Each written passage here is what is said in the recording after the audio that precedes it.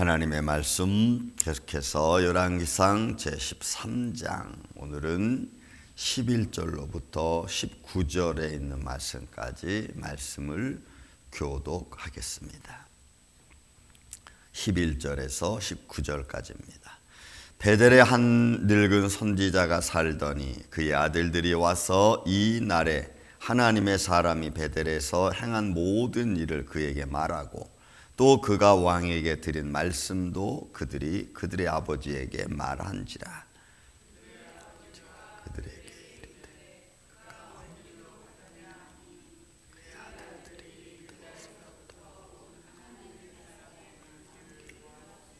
그가 그의 아들들에게 이르되 나를 위하여 나귀의 안장을 치우라. 그들이 나귀의 안장을 치우니 그가 타고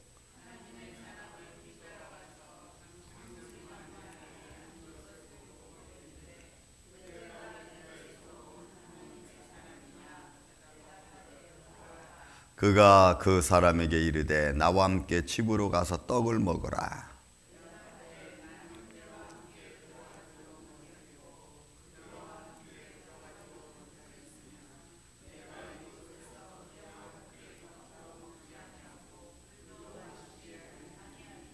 이는 여호와의 말씀이 내게 이르시기를 내가 거기서 떡도 먹지 말고 물도 마시지 말며 또 내가 오던 길로 되돌아가지도 말라 하셨음이로다.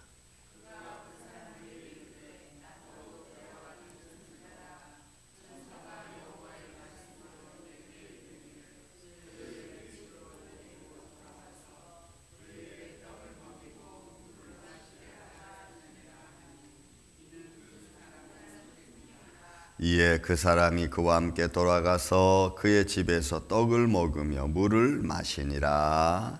아멘. 자, 여러분, 이 11절부터 19절까지 말씀은 참 난해한 말씀입니다.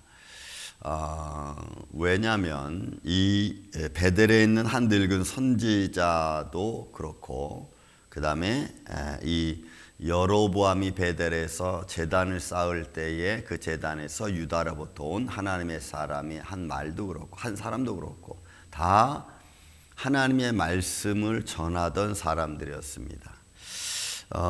베델에 있는 한 늙은 선지자도 지금 유다로부터 온 선지자에게 말할 때마다 여러분 다바르라는 단어를 씁니다. 그 단어는 하나님의 선포된 말씀, 계명, 율법이라는 의미도 있고 또 말하다 이런 일반적인 말도 있습니다.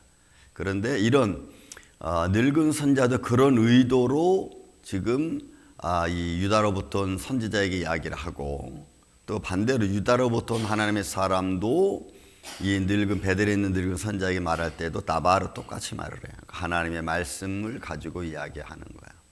자, 그런데 여러분 우리가 이 말씀을 보면서 베델의 한 늙은 선자가 이러이런 사건이 있었다는 아들들의 말을 듣고 빨리 그 선자를 가려고 하는 마음이 있습니다. 여러 가지 신학자들이 추론을 합니다. 왜 베델에 있는 한 늙은 선지자는 이 유다로부터 온 하나님의 사람을 만나러 가려고 할까? 거기에는 많은 추론이 달릴 수가 있겠죠. 어쨌든 베델에 있는 한 늙은 선지자는 이제는 하나님의 사역을 안 하는 사람이라고 우리가 전제를 봐야 될 것 같습니다. 왜 안 하게 됐는지는 우리는 알 수는 없지만 어쨌든 하나님의 일을 안 하는 사람이고 또 그렇게 유다로부터 온 하나님의 사람의 그런 기적을 보고 그에게 물으러 갔을까요? 하나님의 사역을 안 하는 사람입니다. 그래서 그 사람이 그 베델에 한 늙은 선지자가 유다로부터 온 선지자를 만나러 갑니다. 그 이유는 성경은 뭐라고 기록하고 있지는 않습니다. 하지만 찾아가서 만납니다. 만날 때 보면은 상수리 나무 아래 14절에 보니까 하나님의 사람을 뒤따라가서 한 상수리 나무 아래 앉은 것을 보고 여기서 이 상수리 나무라고 하는 것은 지명적인 의도를 가지고 있습니다. 그러면은 지금 유다로부터 온 선지자는 아직도 베델을 다 떠나지 못한 그런 상황인 것을 우리가 볼 수가 있죠. 그런데 그 유다로부터 온 하나님의 사람은 베델에서 여로보암에게 그런 말을 전하고 네가 먹지도 말고 마시지도 말고 네가 왔던 길을 다시 되돌아가지 말고 다른 길로 가라고 했더니 그런 의도는 아마도 성경적 표현으로 본다면 빨리 그 길을 네가 하나님의 사람의 일을 하고 하나님의 일을 하고 빨리 떠나라고 하는 의도가 다분히 있었던 것 같습니다. 그런데 이 늙은 선지자는 이 유다로부터 온 하나님의 사람은 아직도 상수리 나무에 머물러 있는 그러니까 베델 상처에 머물러 있는 그런 상태인 것을 우리가 볼 수가 있죠. 요것도 우리가 하나님을 한 데서 여러분 주춤거린다는 말 있잖아요. 주춤거린다.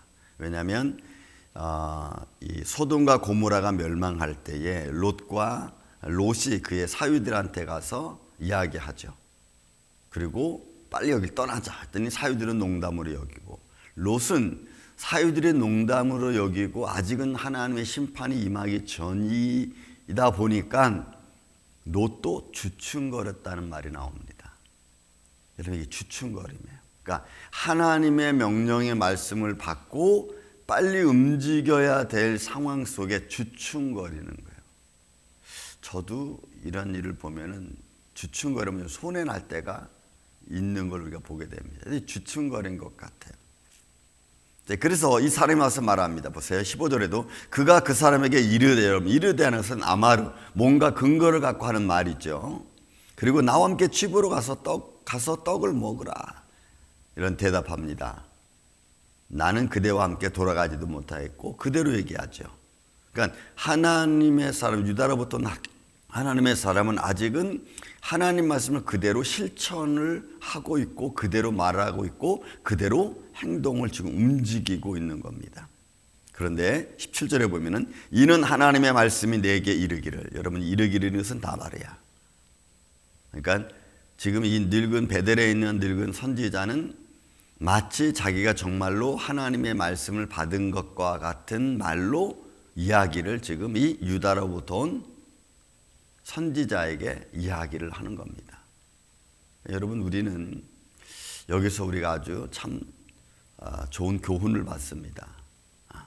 우리는 항상 하나님의 일을 할 때나 우리가 어떤 계획을 갖고 준비할 때는 마음에 준비가 있고 그 준비한 것을 우리가 실천하려고 하는 이런 믿음, 책임감이 있죠. 그런데 그게 흔들릴 때가 어느 때냐? 같은 말을 하고 있는 사람 앞에서는 흔들릴 수가 있습니다. 같은 믿음의 마음을 갖고 말하는 사람이 동지를 만나면 흔들릴 수 있어요. 이게 사람이 가지고 있는 아주 약한 면 중에 하나가 뭐냐면 누군가로부터 위로받기를 원하는 마음은 누구나에게 있다는 거죠. 그래서 같은 위치에서 같은 말을 하는 사람을 보면은 동질감을 가져요. 그래서 잠깐 마음이 흐트러질 수 있어요. 저도 어디 가서든지 목사님이라고 말하면은 그냥 마음이 조금 놓여. 이분한테는 이 정도는 괜찮겠지. 이런 마음이 생기거든요. 그런 것 같아요. 이야기하는 겁니다. 이는 하나 여호와의 말씀이 내게 이르시기를 내가 여기서 떡도 먹지 말고 물도 마시지 말며 또 내게 오던 길로 되돌아가지도 말라 하셨습니다. 그가 그 사람에게 이르되 이렇게 요 이르다 말어 뭔가 근거를 갖고 그러니까 지금 이 늙은 베델에 있는 늙은 선자는 자기도 마치 하나님으로부터 말씀을 받은 것과 같은 그런 의도를 가지고 지금 이야기를 하는 거예요. 나도 그대와 같은 그래서 여기서 함께라고 하는 말이에요. 함께 그대와 같은 선지자라. 그리고 천사가 여호와의 말씀을 내게 이르기를 그를 내 집으로 데려고 돌아가서 그에게 떡을 먹이고 물을 마시게 하라 하였으니 하니 이는 그 사람을 여러분 속임 카하시라고 하는 단어는 나무로 하여금 손해가 나기 위해서 하는 말입니다.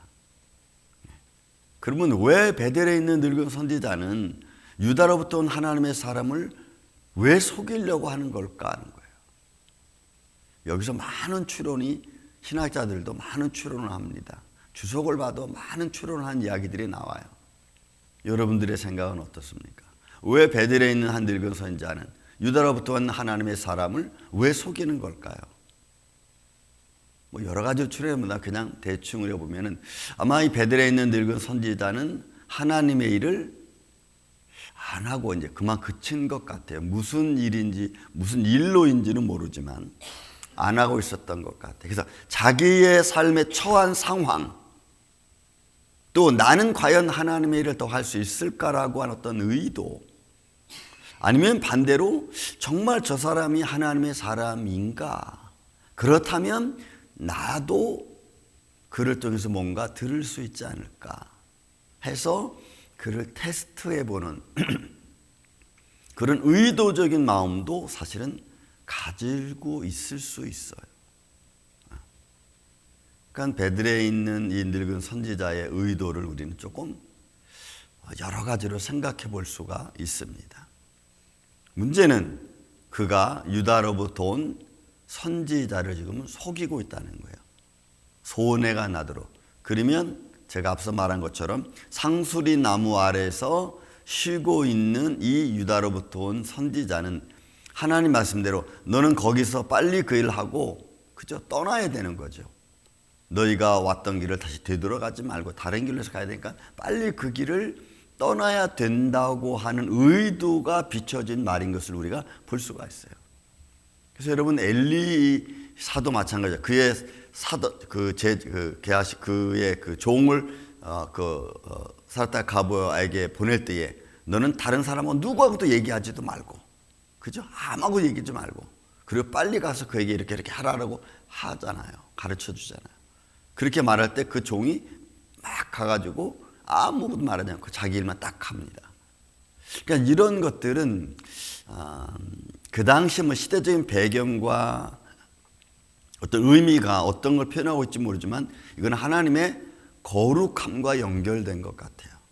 우리가 하나님의 일을 할 때에 그 하나님의 일을 할 때에 그가 가지고 있어야 될 하나님이 그에게 준 하나님의 거룩함, 그 거룩함, 그거를 세상과 섞이지 말게 하는, 또 섞이지 않게 하는 그런 의도로서 비춰주는 모습이 아닐까 싶어요. 속입니다. 이는 그 사람을 속임이라. 그리고 이 유다로부터 온 하나님의 사람은 그 베델에 있는 늙은 선지자의 말을 듣고 어떻게 해요? 19절에 보니까 이에 그 사람이 그와 함께 돌아가서 그의 집에서 떡을 먹으며 물을 마시니라. 그러면 이제는 우리가 여기서 좀 볼 필요성이 있어요. 그 교훈이 뭐냐면, 여러분, 저나 여러분은 하나님의 일을 하는 사람들입니다. 그리고 우리는 때로는 하나님을 하다가 실수도 하죠. 때로는 죄를 범하기도 하고. 그런 상황이 벌어졌을 때에 과연 나는 어떻게 해야 될까? 나도 내가 하나님을 한다고 하는데 누군가의 어떤 말에 충동적인 말을 듣고, 아니면 위로하는 말인데 그 위로하는 말이 나에게 손해가 날 때가 있어요. 가끔 저도 이런 거죠. 제가 한국에서도 그렇고 여기서 가끔 그러는데, 금식을 이렇게 하다 보면은 꼭 식사 자리에 초대를 받아요. 금식하고 있는데. 그래서 초대를 받으면 죄송합니다. 제가 갈 수는 있지만은 제가 금식 중에 있어서 식사는 좀, 또 그러다 보면 제가 안 가는 게 낫지 않겠습니까? 그러면 목사님 중에 그런 말씀에, 야, 누구는 금식 안 해봤냐? 와서 먹고 내일부터 다시 하면 되지. 이런 말을 막 해. 그럴 수도 있죠, 뭐, 그죠? 그러면 이제, 네, 좋은 말씀입니다. 하지만 죄송합니다. 이렇게 끊어. 그리고 그냥 금식을 계속 하는 거지. 근데 그때마다 제가 느끼는 조금의 감정이 있어요. 그 감정, 기쁨의 감정이 뭐냐면, 그래, 이런 유혹들이 수시로 많이 오는구나. 그때 나는 어떤 결정을 하는 것이 옳은 건가. 이렇게. 어떤 결정을 하는 게 옳은 건가. 그분의 말도 틀린 말도 아니지만, 그렇다고 해서 또 내가 하나님께 지금 이 시간, 내가 하나님께 드리고 있는 이 시간을 지금 조그만 상황 때문에, 이 분위기 때문에 내가 이걸 멈추고 하나님의 일을, 나와의 하나님 관계를 멈추고 내가 그 사람들 같이 동행하다가 다시 또 끝난 뒤에는 또 하는 것이 괜찮겠지, 이런 생각을 할 수도 있잖아요. 이런 일들은 여러분 우리 삶 속에 얼마나 많은지 몰라. 예배 시간에 가는 것도죠. 저는 여러분 우리 임마누엘교회는 예배를 중요시 여기는 교회가 되기를 바랍니다. 여러분, 우리는 시간에 매어서 사는 존재들입니다. 그래서 하나님 앞에 예배 드리려 했다면 그 시간에 예배 드리는 게 여러분 중요하죠. 왜 굳이 꼭 다음에 예배 때 드려도 되죠. 예, 드려도 됩니다. 그러나 그것이 나한테는 어떤 결과를 만들지는 몰라. 그러니까 우리는 하나님과 나와의 어떤 관계성을 여러분 소중히 여기는 게 제일 중요해요. 그것이 어떤 면에서 보면은 우리의 믿음을 좀 지켜가고 때로는 거룩하게 하고 때로는 믿음 있게 만드는 아주 중요한 요소 중에 하나입니다. 근데 우리는 그런 것들을 별로 그렇게 중요하게 생각을 하지 않아요. 예를 들어 여러분 이런 겁니다. 제가 그 기계를 다루는 금속 공예를 다루는 그분하고 한번 얘기한 적이 있어요. 그 구슬을 이렇게 만들잖아요. 구슬을 이렇게 깎습니다. 근데 그 구슬을 깎는데 정말로 아주 너무나 정교하게 깎는 거예요. 그래서 그 조금 흠집 나면 안 됩니까? 했더니 안 된대. 이유는 그것이 나중에 어떤 틈을 만들어서 거기에 먼지를 끼게 하고 해서 기계를 망가뜨릴 수 있는 요소가 될지 모르기 때문에 안 된다는 거예요. 그래서 제가 그 말을 듣는 순간 딱 깨달은 게 있어요. 하나님과 우리 사이도 그런 정결함으로 만들어지면 너무 좋은데 우리는 그 아무것도 아닌 그 작은 것들, 작은 때, 작은 흠집들이 내 삶에 너무나 많이 입혀지다 보니까 결국에는 전체를 못 쓰게 만드는 요소가 될 수도 있다는 거예요. 사랑하는 이 아침의 성도 여러분, 글쎄요, 이 내용의 교훈은 우리가 더 상세히 깊이 들어가는 쉽지 않습니다. 왜 베델에 있는 늙은 선지자가 유다로부터 선자를 속여서 이러하여 어려움을 손해를 나게 하는 걸까? 다만 우리는 우리의 삶 속에서도 아무것도 아닌 것 같지만 쉽게 넘어갈 수 있는 그런 모습에서 우리가 하나님의 계명을 잃어버리게 만든다면 여러분들은 지혜로운 마음을 갖고 그 상황을 하나님과 나와의 관계, 여러분들이 하나님과 맺은 여러분들의 약속을 먼저 지켜가려고 조금 손해가 나도 그 길을 걸어갈 수 있는 이 아침에 저와 여러분 되시기를 저는 예수님의 이름으로 축원을 드립니다. 사랑과 은혜가 많으신 아버지 하나님, 우리는 흠집 투성이의 인생들입니다. 이런 모습으로 때로는 저런 모습으로 연약하고 때로는 실수해서 넘어질 때가 많습니다.